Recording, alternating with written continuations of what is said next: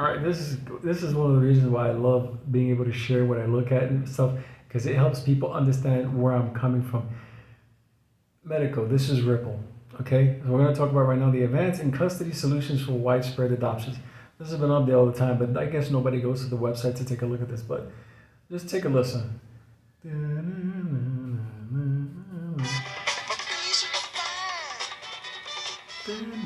And so what we're seeing now is an acceleration towards this reconcentration of assets under custody in banking. We believe, and I think it's materializing right now, that this wide distribution that we have seen historically of digital assets being allocated across thousands and thousands of companies and millions of individuals will end up being statistically a lot allocated with a few large banking institutions. He says statistically, whatever.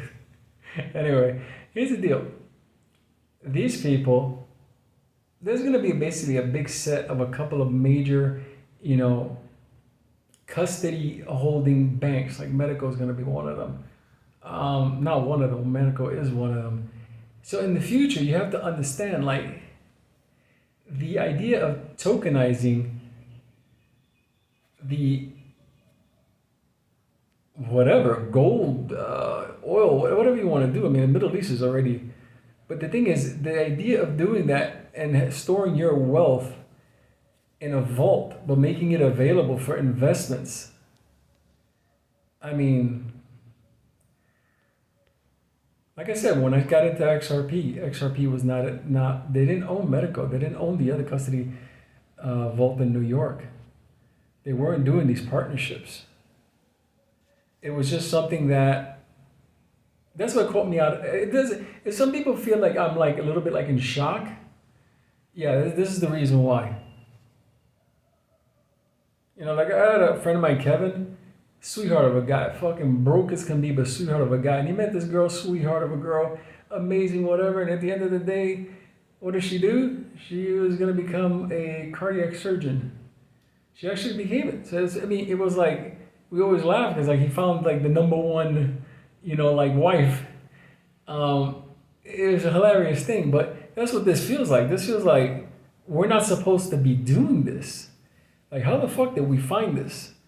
Some people are like, yeah, XRP to $10. I'm like, I don't know. I don't even think about XRP anymore. I think about what Ripple is doing to enable that ledger to the world. That's what I'm looking at, because I still can't believe that if at the end of the day I own a chunk of that environment. And there's no way around it. Let's just face it. I mean, the other day we were talking about there was an article, is Ripple going to help struggling economies? And I said about struggling economies. That was a Wolverine video. I can't understand. Like, no, it's not struggling economies. These countries, they've always had the resources to become very wealthy. They just didn't have a platform. And that right there was, let me tell you something. All I can tell you is we came onto something that I can tell you 100%, this is not what we thought when we got in. That's all I can tell you. And what we're seeing now is just nothing.